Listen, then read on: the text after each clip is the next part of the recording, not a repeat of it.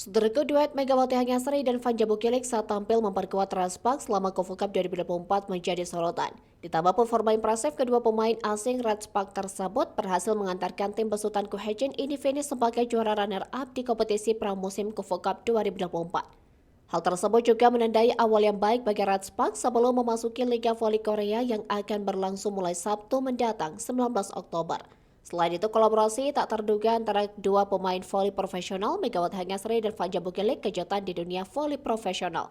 Bagaimana tidak, pada turnamen Kofu Cup 2024, aksi keduanya di lapangan membuat pelatih tim juara sangat penasaran akan potensi dan kemampuan mereka di masa mendatang. Fanja Bukilik, pemain asing asal Serbia yang memiliki tinggi badan 198 cm, sebelumnya bermain untuk tim Highpass dalam Liga Voli Korea musim lalu berhasil menempati posisi ketiga dalam daftar pencetak skor terbanyak dengan 935 poin. Kendati demikian, Highpass gagal melanjutkan kontrak dengan Bukilik karena tim tersebut tidak mencapai babak playoff sehingga Fanja Bukilik direkrut Transpak. Di tim Transpak, Bukilik berduet dengan Megawati Hanyasari, pemain asal Indonesia yang sebelumnya sudah memperbarui kontraknya. Adapun keputusan Transpak untuk mempertahankan Megawati Hanyasari dan sekaligus merekrut Fanja Bukilik dianggap sebagai langkah beresiko. Hal ini karena kedua pemain memiliki posisi yang serupa, yaitu sebagai opposite spiker yang berfokus pada serangan dan jarang terlibat dalam tugas penerimaan bola. Dalam dunia voli, posisi opposite memiliki tanggung jawab besar dalam menghasilkan poin serangan. Oleh karena itu, Transpak harus menemukan cara agar Megawati dan Bukilik bisa bermain bersama di lapangan tanpa mengganggu ritme permainan. Pelatih Transpak akhirnya menemukan solusi dengan memutuskan untuk mengubah posisi Fanja Bukilik dari opposite spiker menjadi outside hitter. Perubahan ini memberikan tantangan baru bagi Fanja Bukilik karena outside hitter tidak hanya bertanggung jawab dalam serangan tetapi juga harus tampil dalam menerima bola servis lawan. Jika kemampuan menerima bola tidak optimal, lawan dapat mengeksploitasi kelemahan tersebut dan mengganggu ritme serangan tim.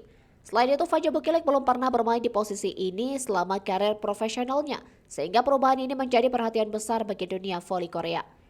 Pelatih dari berbagai tim termasuk Kang Song-yeon, pelatih Hyundai Hillstate yang memimpin timnya menjadi juara musim lalu, merasa penasaran dengan kolaborasi ini. Ternyata Bukilik berhasil menampilkan performa impresif bahkan disebut sebagai jenius volley oleh Kang. Selama babak penyisihan grup Kofu Cup 2024, Bukilik mencetak lebih dari 30 poin dalam dua pertandingan berturut-turut, yaitu melawan IBK Altos dan Pink Spider.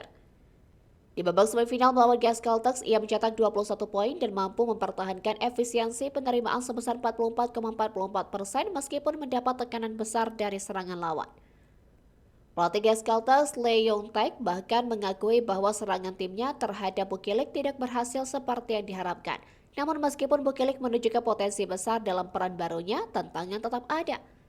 Di sisi lain, Megawati juga menunjukkan kemampuan yang luar biasa dalam turnamen ini. Sebagai pemain yang sudah berpengalaman di Transpak, Megawati tetap menjadi andalan dalam serangan meskipun kini harus berbagi tanggung jawab dengan Bukilik. Duet mereka tidak hanya menarik perhatian publik, tetapi juga para pelatih dari tim-tim lawan yang penasaran dengan strategi yang akan diadopsi Transpak untuk Liga Voli Korea Selatan musim 2024-2025.